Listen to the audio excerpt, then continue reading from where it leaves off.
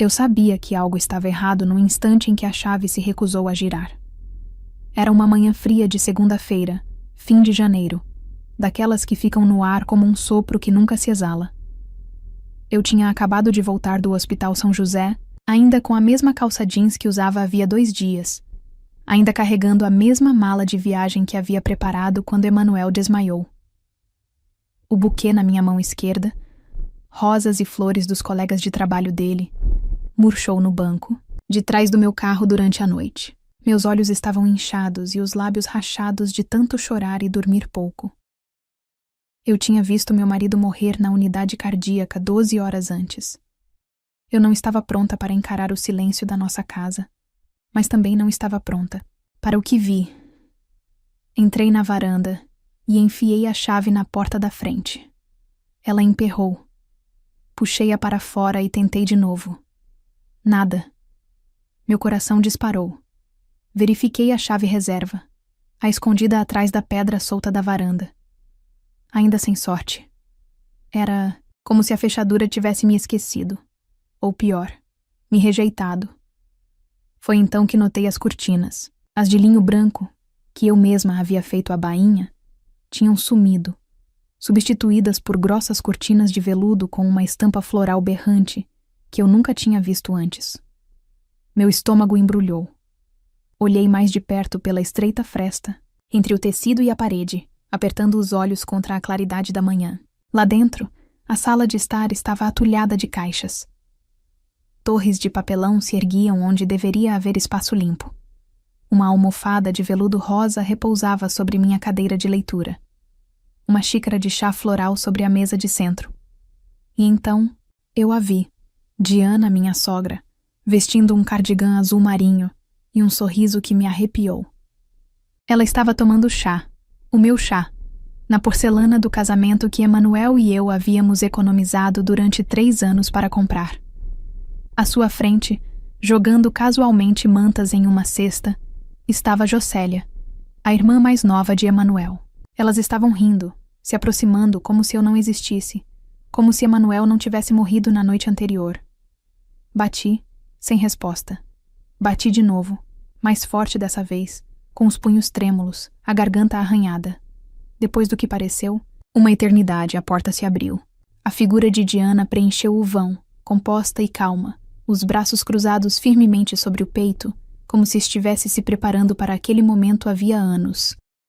Rafaela, disse ela inclinando a cabeça. Não esperava você tão cedo. O que está acontecendo? Minha voz tremeu. Por que não consigo abrir a porta? Ela se encostou no batente perfeitamente equilibrada. Por que, querida? Você não mora mais aqui. Minha boca se abriu, mas nenhum som saiu. Pisquei para ela, certa de que tinha ouvido errado. Com licença. O sorriso de Diana não vacilou. Emanuel pagou por esta casa. Meu filho, não você. Não houve acordo pré-nupcial, nem filho, nem contribuição real da sua parte. É hora de esta casa voltar para a família dele de verdade. Por um momento, pensei que o frio que sentia fosse por causa do tempo. Mas não era. Vinha dela. Sou a esposa dele. Sussurrei. Compramos esta casa juntos. Refinanciei-a quando o negócio dele faliu. Ah, por favor. Diana me interrompeu, acenando com a mão em sinal de descaso. Você brincou de casinha enquanto ele trabalhava. Agora que ele se foi, seu contrato de aluguel acabou. Atrás dela, Jocélia apareceu com 2 dos meus pratos de servir na mão. Você deixou a porta lateral destrancada quando foi ao hospital? Disse ela, com um sorriso irônico. Achamos que você não se importaria. Senti meus joelhos fraquejarem e ri, não de humor, mas com o tipo de descrença vazia e atordoada que brota quando a realidade se choca de forma tão brusca que não consigo suportar. Qual é a graça? Diana estreitou os olhos. Eu me recompus e enxuguei uma lágrima que eu nem tinha certeza se ainda era de tristeza. Você está desempacotando travesseiros e servindo chá em uma casa que acha que lhe pertence. Eu disse lentamente. Mas você não tem ideia no que acabou de entrar. O sorriso no rosto de Diana vacilou por um segundo. Era a única chance de que eu precisava. Virei-me e voltei para o meu carro. Minhas chaves eram inúteis agora, mas eu tinha algo melhor. Algo que ela ainda não sabia. E quando eu terminasse, Diana se arrependeria de ter tocado em uma única xícara na minha cozinha. 2 anos antes, quase no mesmo dia, eu estava sentada na beira da nossa varanda, esta mesma varanda, observando Emanuel passar as mãos pelos cabelos, frustrado. Era janeiro também, só que mais frio, mais escuro. Sua startup havia falido na semana anterior. O banco havia congelado suas contas comerciais. Seu score de crédito havia despencado. Lembro-me de como ele não conseguia me olhar diretamente quando disse isso. Eles poderiam tomar a casa, Rafaela. Ele não era um homem fraco.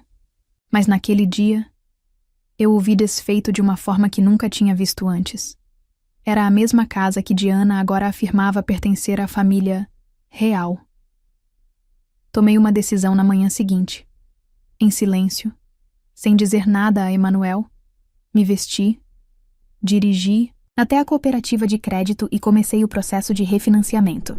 Transferi a hipoteca para o meu nome, usando o pequeno pé de meia que vinha economizando desde que larguei meu emprego no negócio de design de interiores, há 10 anos. Eu não tinha contado a ninguém. Nem ao Emanuel, nem aos meus pais, e muito menos a Diana. Ela teria usado isso como prova de que ele havia fracassado como homem. O processo levou semanas. Arranjei um trabalho freelancer para começar a fazer os pagamentos. Emanuel nunca perguntou para onde estavam indo as confirmações da hipoteca. Ele estava ocupado demais se recuperando emocional e fisicamente. Eu mantive tudo funcionando. Consertei a torneira, orcei as compras, pintei o corredor. Vi nossa casa sobreviver graças ao meu silêncio. Diana, é claro, nunca soube. Ela só nos visitava nos feriados. Nunca ficava muito tempo. Ela odiava o sul. Achava Curitiba muito úmida, muito suave, muito indulgente. Eu ouvia a voz dela ecoar pelo quarto de hóspedes. Emanuel, você foi feito para mais do que isso. Este papel de parede floral e o jazz de rua? E Emanuel sorria. Aquele sorriso cansado, e sussurrava para mim mais tarde na cama. Ela simplesmente não entende a paz. Eu nunca quis confrontá-la. Nem naquela época, nem agora. Eu só queria um espaço para lamentar, ficar sozinha, no único lugar que ainda cheirava a ele.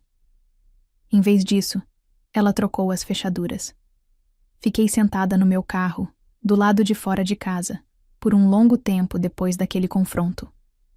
O ar de janeiro penetrou no meu casaco, mas eu não me mexi. Eu não chorei. Era como se meu corpo nem soubesse mais como reagir. Como você lida com a ideia de ser viúva e sem teto no mesmo dia? Por fim, dirigi até o hotel do alto da estrada, um lugar que cheirava na água sanitária, mofo e algo vagamente químico. Usei o cartão de crédito de emergência do Emanuel, o único ainda ativo, e aluguei um quarto por 3 noites. Sentei-me na beira da cama, olhando para a minha mala. Eu não tinha levado roupas. Apenas papéis do hospital, um livro que nunca abri e a última mensagem de voz que Emanuel me deixou. Na noite anterior, o coração dele parou. Ouvi 1, 2 vezes. Então desliguei o celular. Naquela noite, não dormi. Fiquei imaginando Diana sentada na minha cadeira, Jocélia comendo do meu prato e o corredor cheio de caixas com as coisas delas. Elas nem tinham deixado o corpo esfriar antes de reivindicar seu direito. Na manhã seguinte, terça-feira, acordei com o som dos sinos da igreja. A Igreja São Francisco, na mesma rua, tocava a cada hora. Sentei-me lentamente, desembaracei os cabelos e fiquei olhando para o teto branco do hotel. Meus dedos doíam de tanto apertar os lençóis a noite toda. Minha garganta queimou. E então, fiz algo que nunca imaginei fazer. Peguei o telefone e liguei para a casa funerária. Bom dia. Uma voz gentil atendeu. Casa Funerária São José. Aqui é Margaret. Sim, eu disse com a voz mais firme do que eu esperava. Aqui é Rafaela Monteiro. Preciso atualizar a lista de convidados para o funeral de Emanuel Monteiro. Uma pausa. Claro, senhora Monteiro. Que mudanças a senhora gostaria de fazer? Não hesitei. Remover Diana Monteiro e Jocélia Monteiro da lista.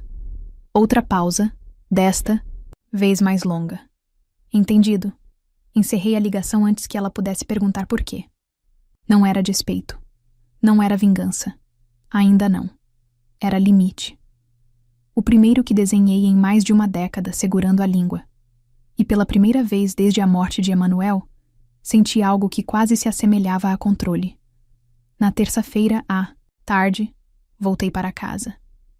Não pela frente, mas contornando o quarteirão e estacionando discretamente atrás da fileira de cercas vivas que separava nosso quintal do dos vizinhos. Esperei. Observei. O carro de Diana não estava na garagem, nem sinal de Jocélia.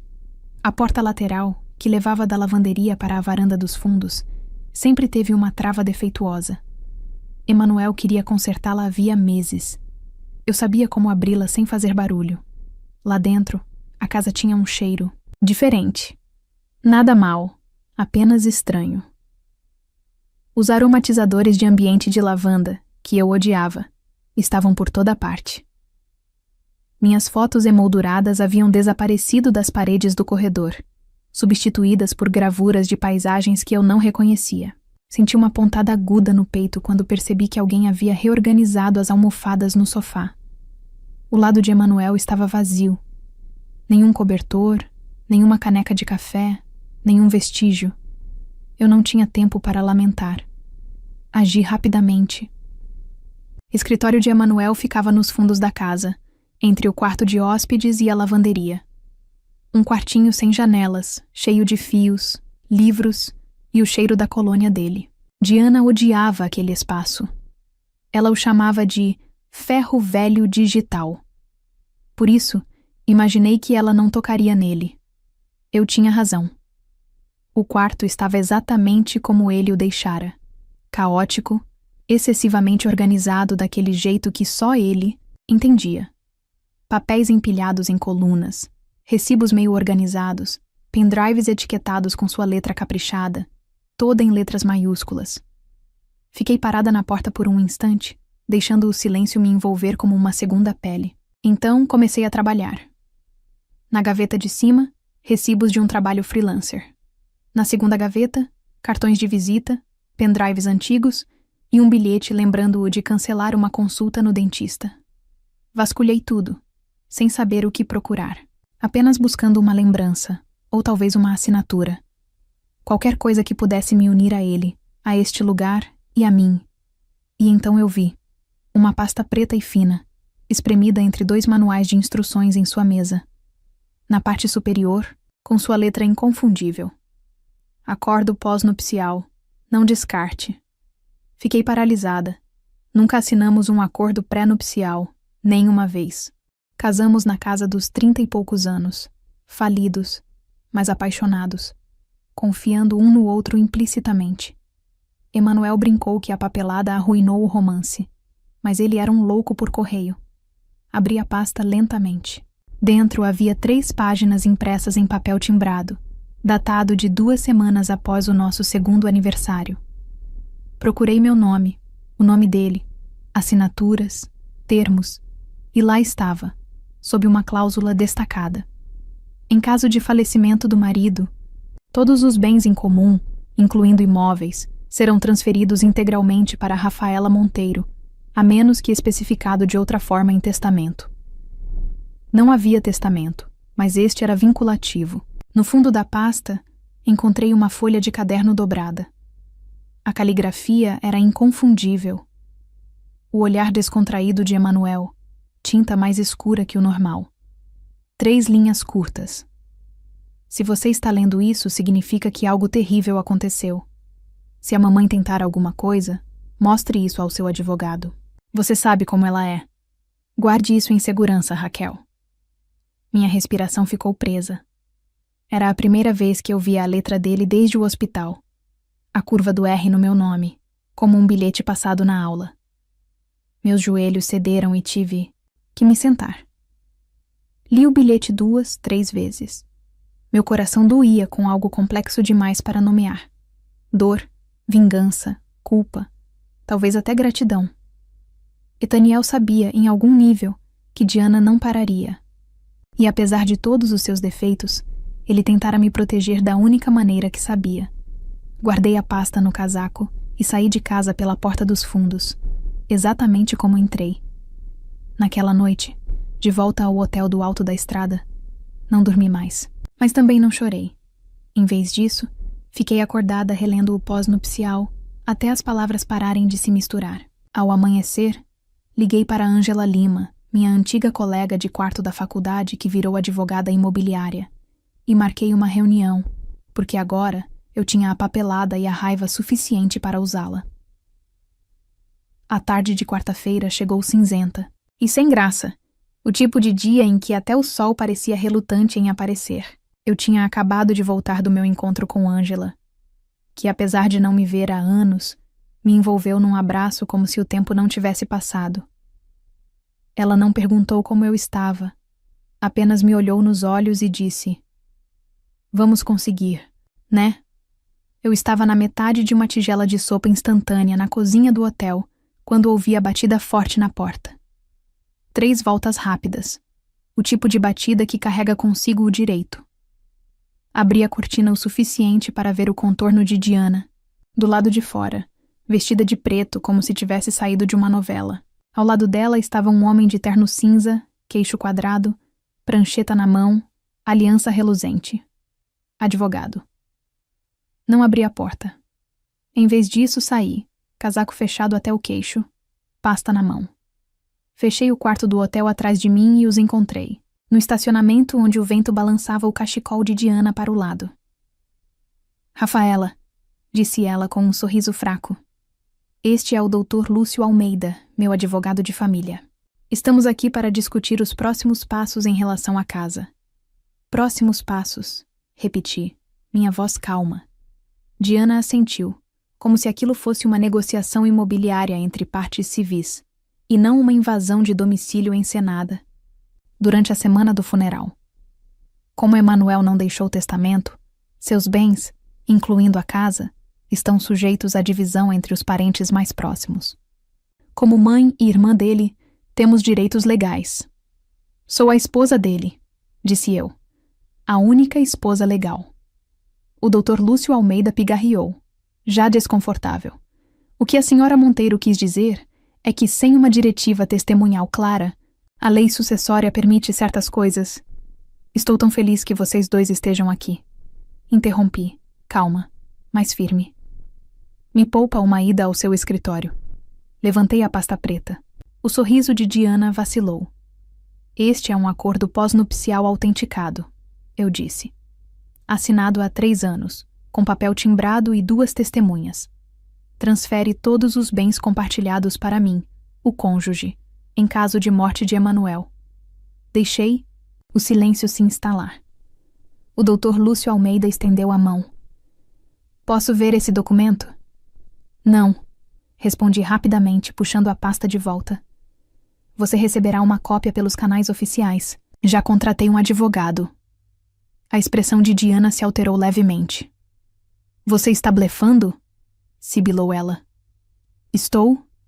perguntei, recuando em direção à porta do meu hotel.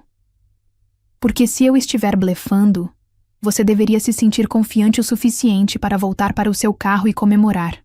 Mas se não estiver, então você cometeu invasão de propriedade, entrada ilegal, e adulterou propriedade que não lhe pertence." O Dr. Lúcio Almeida se afastou dela sutilmente. "Você não vai ganhar desta vez", disse Diana, sua voz agora mais baixa, o veneno mal disfarçado. "Você nunca fez parte da nossa família. Você roubou meu filho de nós." Inclinei a cabeça. "Ele não era um troféu", respondi. "Ele era um homem, e eu não o roubei. Você o afastou no segundo em que ele parou de viver de acordo com o seu roteiro." Não esperei que ela respondesse. Virei as costas e entrei, trancando a porta. Da janela, observei-os em silêncio por alguns segundos, antes de Diana se virar e subir no banco do passageiro, como uma rainha em retirada. O advogado a seguiu, desajeitado e afobado. Eles não bateram mais. Naquela noite, sentei-me na beira da cama do hotel e abri a carta de Emanuel novamente. Passei os dedos pela tinta, me perguntando se ele alguma vez imaginou o quão rápido ela viria atrás de mim, o quão descarada ela seria. Talvez tivesse. Talvez tenha sido por isso que ele escreveu. Eu não dormia muito. A adrenalina tornava o descanso impossível. Minhas mãos não paravam de tremer. Minha respiração vinha em rajadas curtas. Mas algo dentro de mim havia mudado. Eu não estava mais apenas reagindo. Eu estava me preparando. E o próximo passo seria meu. Na sexta-feira, de manhã, o quarto do hotel parecia ter absorvido minha dor. O ar estava carregado de borra de café úmida e envelopes fechados. Eu estava sentada à pequena mesa dobrável, tentando me concentrar em organizar os preparativos do funeral novamente. Música, elogio fúnebre, mapa de lugares, quando notei o envelope. Sem selo, sem endereço do remetente, apenas deslizado, por baixo da porta em algum momento da noite. Fiquei olhando para ele por um longo tempo antes de pegá-lo. Dentro havia um documento cuidadosamente digitado do Fórum de Sucessões do município de Cadã. O cabeçalho estava nítido, a tinta fresca. Meu nome estava impresso em negrito perto do topo. Rafaela Monteiro, respondente. Meu pulso disparou. A quem possa interessar. Este fórum recebeu uma petição formal, apresentada pela senhora Diana Monteiro, mãe do falecido Emanuel Monteiro, contestando a validade da transferência de propriedade e do acordo pós-nupcial datados de 5 de junho, 3 anos antes. A requerente alega que houve influência indevida. Sofrimento mental e coerção podem ter impactado as decisões do Sr. Monteiro nos meses que antecederam sua morte. Parei de ler. Ela me acusava de manipulá-lo, de controlá-lo enquanto ele era fraco, de explorar o homem que eu amava para roubar sua casa. Deixei a carta cair sobre a mesa como se ela queimasse minha pele. A raiva que me inundou foi lenta e quente, como melaço sobre o fogo. Não explosiva, nem alta. Apenas firme, apenas definitiva. Peguei meu telefone e liguei para Ângela. Imaginei que você ligaria. Ela disse, antes que eu pudesse dizer qualquer coisa. Ela está dizendo que eu o coagi. Eu disse categoricamente. Que eu o forcei a assinar o acordo pós-nupcial. A voz de Ângela estava calma. Calma demais. Isso não é novidade. É o que as pessoas fazem quando não tem base legal. Jogam lama e esperam que algo grude. Ela quer levar tudo, sussurrei. Não só a casa. Ela quer reescrever quem ele era, quem nós éramos. Ela quer controle, corrigiu Ângela. Não se trata de dinheiro, Rafaela. Nunca foi. Olhei para o canto do teto, sentindo o ar frio do hotel envolver meus tornozelos. Quero lutar com ela, eu disse. Não apenas impedi-la. Quero acabar com ela. Ângela fez uma pausa. Então, seu tom mudou. Aço, sob veludo. Ótimo. Mas fazemos isso com inteligência. Você não fala com ela. Você não responde. Você me deixa construir isso como um muro, um tijolo de cada vez. Desligamos. Olhei para a carta do fórum por um longo tempo. Depois, a dobrei, coloquei de volta no envelope e a guardei na minha mala. Naquela tarde, recebi uma mensagem de texto de um número que eu não via havia mais de 1 ano. Joaquim Andrade, ex-sócio do Emanuel. Oi, Rafaela. Não quero me envolver, mas a Diana entrou em contato. Ela perguntou sobre o estado mental do Emanuel nos últimos meses. Queria saber se eu tinha e-mails, informações médicas, qualquer coisa sobre confusão ou esquecimento. Eu não disse nada, mas ela mencionou aquela reunião com investidores. Lembra? Ele voltou bem cansado. Só queria te avisar. Fiquei olhando para a mensagem até a tela escurecer. Claro, eu me lembrava daquele dia. 3 meses antes da morte do Emanuel, ele tinha voltado de uma reunião com um cliente, pálido e abalado. Disse que tinha esquecido onde estacionou. Esqueceu o nome do homem que acabara de conhecer. Ele atribuiu a culpa ao estresse, à insônia, ao excesso de cafeína. Mas Diana, ela devia ter descoberto. Ela estava construindo um caso.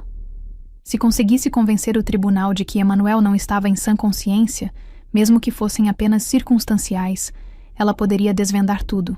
Influência indevida era difícil de refutar, especialmente se viesse com sussurros, familiares preocupados e perguntas sem resposta. Foi nesse momento que me lembrei de algo que Emanuel disse, quase de improviso, uma noite, depois do jantar.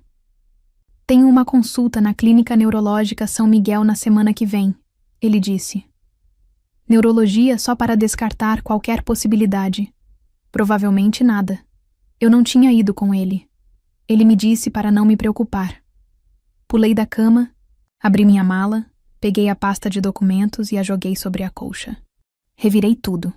Contas de serviços públicos, recibos da hipoteca, cartões de aniversário antigos e até um lembrete do dentista.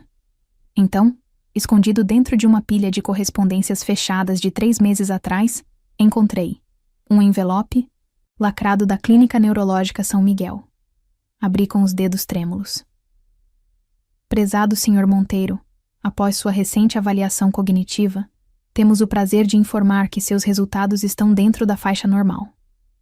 Não foram detectados sinais de declínio cognitivo precoce. Li o texto 3 vezes antes de finalmente soltar o ar que prendia há uma semana. Ele estava bem, e agora eu tinha provas.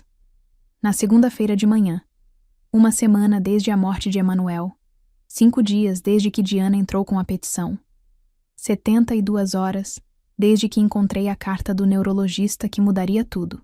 O fórum da Rua das Andradas estava frio, mesmo na primavera. Bancos de aço, pisos de mármore, aquele eco estéril de sapatos estalando, papéis sendo arrastados e acusações sussurradas. Ângela me encontrou na escada, cabelo preso num coque apertado, pasta na mão, olhar aguçado. Pronta? Perguntou ela suavemente. Estou, eu disse. E estava, pela primeira vez em dias. Fiquei com os 2 pés no chão. O fórum não estava lotado. Apenas algumas pessoas dispersas. Diana na primeira fila, vestida com uma renda preta de gala, a postura impecável, um lenço de papel já agarrado como um acessório. Jocélia estava sentada ao lado dela, de cabeça baixa, a filha perfeita de luto. Do lado delas, o Dr. Lúcio Almeida, o mesmo homem com a prancheta do hotel. Eu não olhei para eles, olhei para Ângela e me sentei à mesa da parte ré. Minhas mãos tremiam sob a superfície, mas mantive as costas eretas. Eu não estava ali para implorar. Estava ali para proteger o que Emanuel e eu havíamos construído. A juíza, uma mulher de 60 e poucos anos, com óculos prateados e olhos cansados, deu início à sessão. O Dr. Lúcio Almeida foi o primeiro. Sua voz era cuidadosa, gentil, projetada para retratar Diana como uma mãe preocupada, não amarga.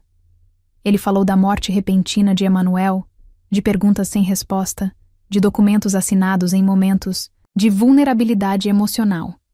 Evitou a palavra coerção, mas deixou-a pairar no ar como fumaça. Diana chorou uma vez, bem na hora certa.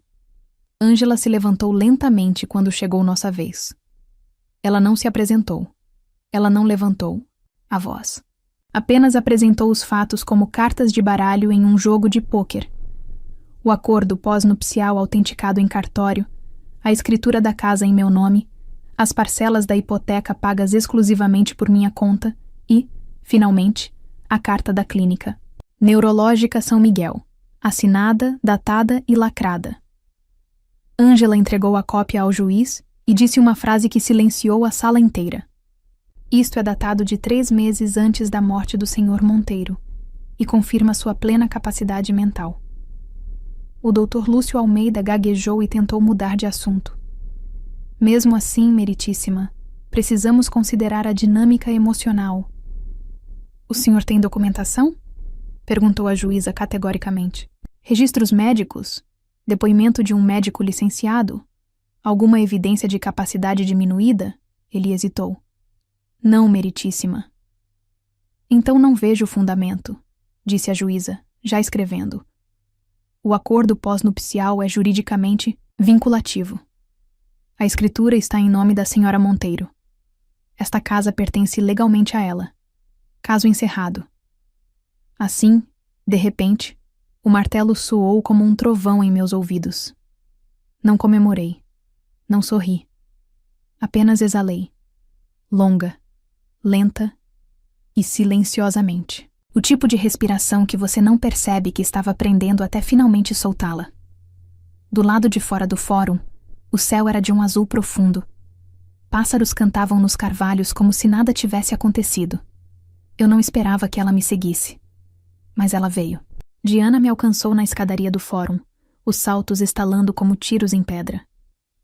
Você pode ter ganhado a casa, disse ela com a voz cristalina, mas nunca vai me apagar. Eu sou a mãe dele. Virei-me lentamente. Você já se apagou? Eu disse. Ela piscou. O quê? Você se apagou no momento em que tentou reescrever quem ele era. No momento em que invadiu nossa casa, roubou as coisas dele e mentiu sob juramento. Emanuel sabia quem você era, Diana. Foi por isso que ele escreveu a carta. Foi por isso que ele assinou o pós-nupcial. O rosto dela se contraiu. Não muito, mas o suficiente. Inclinei-me. E se você chegar perto de mim de novo, não precisarei de um tribunal para me proteger. Já pedi a ordem de restrição. Ela deu um passo para trás. Você não pode me impedir de ir ao funeral dele, sibilou. Já fiz isso. Respondi, sem levantar a voz. Liguei para a casa funerária São José na manhã seguinte a sua troca de fechaduras. Seu nome está fora da lista. Se aparecer, eles vão te escoltar para fora. A boca dela se contorceu. Sua vingativazinha? Não, eu disse, interrompendo-a. Não sou vingativa. Sou livre. E fui embora de cabeça erguida, sem olhar para trás. A capela cheirava a lírios e cera de cedro.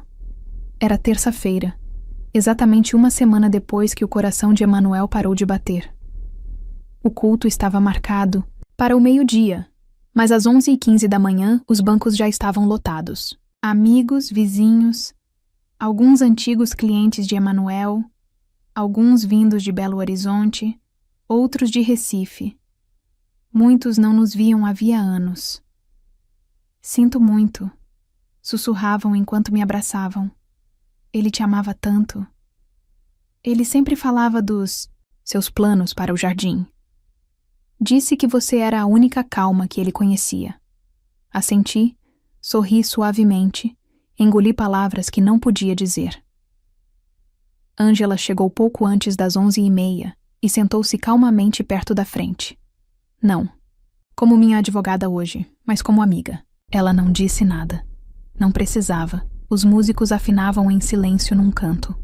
O ministro estava perto do altar, folheando as notas. A urna estava sobre uma mesinha forrada de veludo azul, a cor favorita de Emanuel. Eu mesma a havia escolhido. Então eu as vi. 2 silhuetas se esgueirando para o banco de trás. Quase imperceptíveis se você não estivesse olhando. Mas eu estava. Diana e Jocélia, vestidas de preto, perfeitamente coordenadas, cabelo preso, véus sutis, mas inconfundíveis, roupas matinais, figurinos de teatro, máscaras. Elas não estavam na lista de convidados. Eu tinha me certificado disso. A funerária me garantiu que seriam paradas na porta, mas alguém deve ter desviado o olhar no momento errado. E agora lá estavam elas, fingindo pertencer. Fiquei paralisada por um instante, olhando para a capela. Minha respiração ficou presa. Meu coração batia forte, não de tristeza, mas de fúria.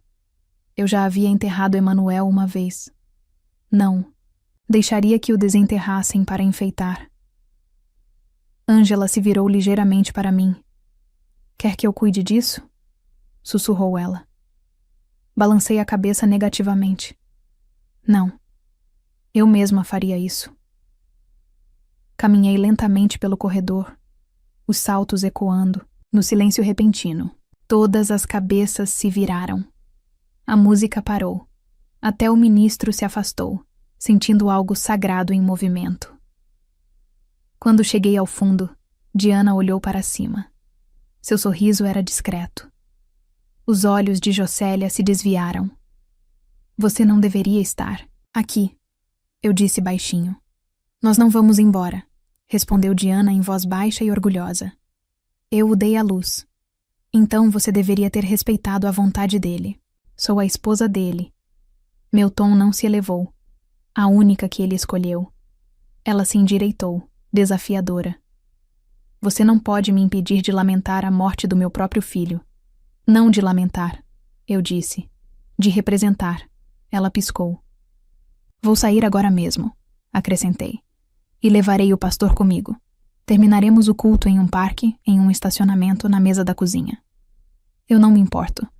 Mas você não vai ficar aqui fingindo que não tentou apagá-lo. Você não pode usar a morte dele para obter uma dignidade que nunca conquistou. Por um segundo, ninguém se moveu. Então a voz de Jocélia quebrou o silêncio. Mãe, disse ela suavemente, sem olhar nos olhos de ninguém. Vamos. Diana se virou para ela atordoada. Não somos bem-vindas aqui, acrescentou Jocélia. Vamos parar de fingir. Ela se levantou, e Diana a seguiu lentamente. Não houve cena, nem gritos, nem cabo de guerra. Apenas o som de 2 pares de saltos se afastando e o clique suave da porta da capela se fechando atrás delas. Quando me virei para o altar, a sala inteira suspirou. Caminhei lentamente para a frente. A música recomeçou. O pastor assentiu e, com a mão firme, fiquei diante da urna de Emanuel e me despedi. Não cercada por mentirosos, não interrompida por veneno, mas envolto em silêncio, na verdade e no amor de pessoas que realmente sabiam quem ele era. E pela primeira vez desde que ele morreu, senti paz. No dia seguinte ao funeral, a casa estava silenciosa. Não o tipo de silêncio que conforta, mas o tipo que te observa, esperando que você ceda.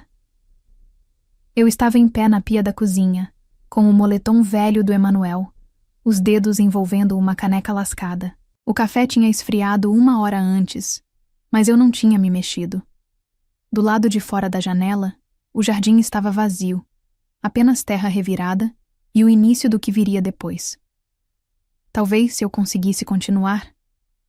Virei-me lentamente, meio que esperando ver Emanuel sentado à mesa, cantarolando alguma música desafinada, com as pernas erguidas como sempre fazia. Mas a cadeira estava vazia. A caneca era dele. O silêncio era meu. Eu havia sobrevivido ao funeral, sobrevivido ao fórum, mas não havia parado de esperar que a outra bomba caísse. Então, quando olhei pela janela da frente e vi o carro da Bi, Diana estacionado do outro lado da rua, não fiquei surpresa. Era cedo. Mal eram 7 horas. O motor estava desligado. As janelas estavam meio abaixadas. Uma leve fumaça de cigarro subia pelo ar. Ela ficou imóvel, com as mãos apoiadas no volante, olhando fixamente para a frente. Não bateu, não se aproximou, apenas observou. Eu também não me mexi. Não liguei para Ângela. Não tirei uma foto para provar. Apenas peguei meu café, caminhei calmamente até a varanda e fiquei ali, descalça, cabelo despenteado, caneca na mão. Meu olhar cruzou com o dela. Ela jogou o cigarro pela janela. O carro ligou com um ronco. E então, ela foi embora. Sem ameaças, sem gritos, sem a palavra final. Simplesmente sumiu. Mas eu sabia que não era rendição. Era retirada. Um lembrete. Sua maneira de dizer que eu ainda existo. Voltei para dentro, tranquei a porta e respirei fundo. Naquela noite, não dormi. Não de medo. Não mais. Mas de algo mais silencioso, mais pesado, como se meu corpo ainda estivesse se preparando para o impacto, mesmo depois de o perigo ter passado. Por 3 dias ela não voltou. Passei esse tempo limpando, organizando os arquivos do Emanuel, tocando em cada gaveta e superfície que ele já usara. O processo foi brutal. Cada recibo, uma lembrança. Cada caneta com a marca da mordida, um pequeno corte no peito. Na terceira, tarde, encontrei seu antigo caderno de jardinagem, aquele que ele costumava preencher com planos, rabiscos e sonhos de um quintal onde as coisas pudessem crescer sem julgamentos. Ele havia desenhado as margaridas, etiquetado cada semente e até colado um pacote com um bilhete. Para vocês um dia quando estiverem prontos. Eu não estava pronta, mas mesmo assim fui para fora.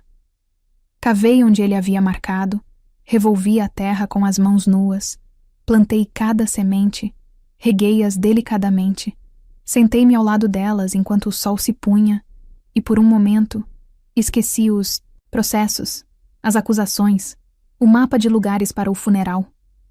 Lembrei-me das mãos dele, do riso dele, do chapéu idiota de jardineiro. E quando voltei para a porta da frente naquela noite, encontrei o envelope. Sem selo, sem letra, apenas 5 palavras impressas em negrito numa folha de papel comum. Esta casa será sempre minha. Fiquei olhando para ela por um longo tempo, então ri. Não com amargura, não de raiva, apenas levemente, com algo que soava como alívio. Ela não tinha mais nada, nenhuma reivindicação, nenhuma prova, nenhuma presença. Apenas 5 palavras de uma mulher que já havia sido removida do meu testamento, do meu casamento, da minha vida. Levei o papel para fora, caminhei até o jardim, cavei um pequeno buraco no solo, sob o canteiro de margaridas do Emanuel, enterrei a carta bem fundo e a cobri com terra e fertilizante. Pensei que talvez algo bom pudesse brotar dali. Limpei a sujeira dos meus dedos e sussurrei: "Você não me assombra mais."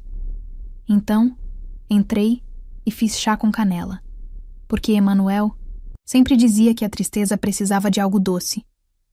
A primavera chegou mais cedo naquele ano. O ar cheirava a terra revirada e flores de limão. O jardim lá fora, antes apenas terra escura e sonhos rabiscados no caderno do Emanuel, começava a se mexer. Brotos brotavam da terra, pequenos e teimosos. Coisas verdes lutavam para abrir caminho, em direção ao sol. Todas as manhãs, eu os observava com café na mão, embrulhado na camisa de flanela do Emanuel. Sem bagunça, sem expectativas, apenas respiração. Não tive mais notícias de Diana. Nenhuma carta, nenhum telefonema, nem outro carro estacionado do outro lado da rua. Se era a ordem de restrição, o jardim ou simplesmente a verdade finalmente se consolidando, eu não sabia. E não me importava. Ela não estava mais presente. Apenas uma sombra no espelho retrovisor. Um verbo no passado. A casa mudava conforme a estação. Pintei o quarto de hóspedes de um verde sálvia suave. Tirei as fotos que ela havia substituído e coloquei novas, minhas e do Emanuel no lago, do nosso cachorro Max antes de falecer, de pores do sol que perseguimos, em vez de discussões que evitamos. Limpei o escritório, mas deixei uma gaveta intocada. A gaveta dele. Não como um santuário, apenas como uma promessa. Algumas noites, eu me sentava perto da janela e conversava com ele em voz alta sobre o jardim, sobre as margaridas, sobre como, de alguma forma, eu ainda estava ali. Eu não esperava respostas, mas às vezes o vento mudava, na medida certa, e eu me sentia menos sozinha. Também voltei a trabalhar. Não por desespero, mas por escolha própria. Reabri meu negócio de design de interiores. Pequeno no início, um cliente de cada vez. Uma viúva em luto que queria repintar a cozinha para que ela se parecesse menos com o espaço dele. Um casal de aposentados construindo um solário para cultivar orquídeas.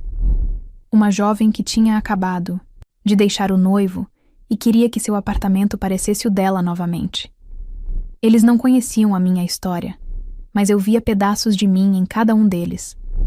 Eu projetava como se estivesse plantando, com cuidado, com visão, com um tipo de poder silencioso.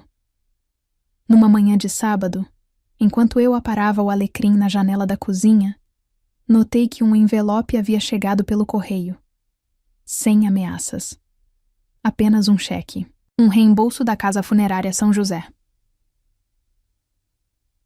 O cartão dentro dizia: "Você lidou com tudo com elegância." Emanuel teria ficado orgulhoso. Sem assinatura, sem endereço do remetente. Mas eu reconheci a letra. Era da Jocélia. Guardei o bilhete. No verso do diário de jardinagem do Emanuel. Não mudava o passado. Não consertava nada. Mas era alguma coisa. E alguma coisa bastava. No início do verão, as margaridas floresceram em plenitude. Uma explosão de dourado e laranja, tão brilhantes que quase pareciam fogo. Sentei-me ao lado delas, descalça, com a terra sob as unhas e o sol nas bochechas, e sussurrei a última coisa que precisava dizer. Eu não venci porque tirei algo de você, Diana. Eu venci porque me recusei a deixar você me levar. O vento farfalhava entre as folhas. Os sinos, na varanda, cantavam uma canção suave e sinuosa, e, em algum lugar no ar, eu quase conseguia ouvir Emanuel rindo.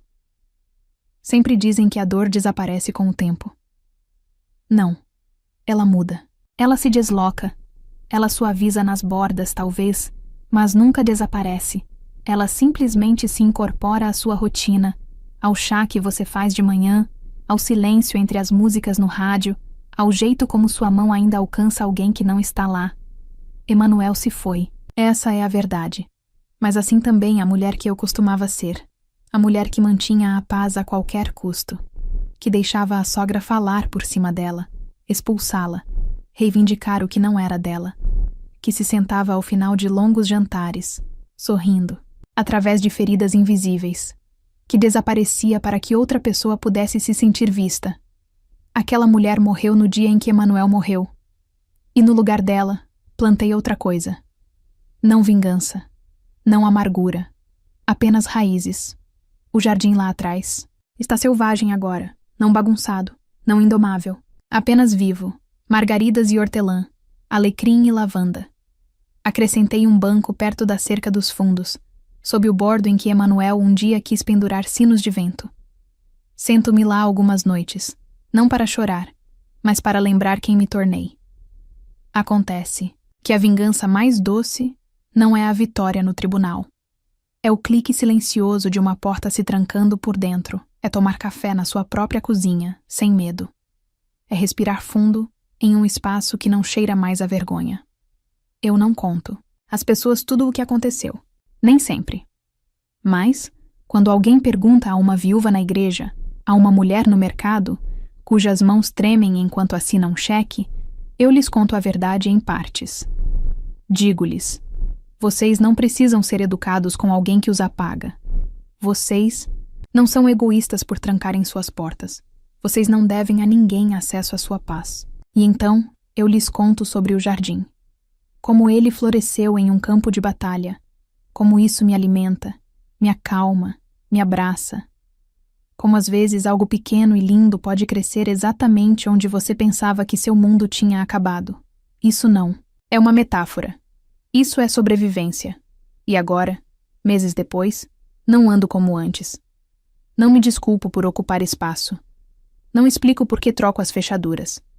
Não recuo quando passo por aquele trecho da estrada onde o carro dela ficava parado, silencioso e à espera, porque ela não está mais esperando, ela perdeu, e eu não estou brava, simplesmente cansei. Esta casa é minha, esta vida é minha, esta voz calma, firme e teimosa, finalmente é minha, e nunca mais a entregarei. Agora me diz, como você reagiria se descobrisse que o que pensava ser seu lar não era mais seu? Que você acha que Diana realmente quer, além da casa de Emanuel? E se a carta do neurologista nunca tivesse sido encontrada, como a história teria mudado? Você deixaria alguém que feriu sua memória mais preciosa participar do seu luto? Escreve aqui nos comentários, de 0 a 10, qual a sua nota para essa história. Quero muito saber. Se você gostou do vídeo, já clica em gostei e não se esquece de se inscrever no canal. Assim você não perde nenhuma história emocionante que postamos diariamente aqui no canal. Um beijo e até breve.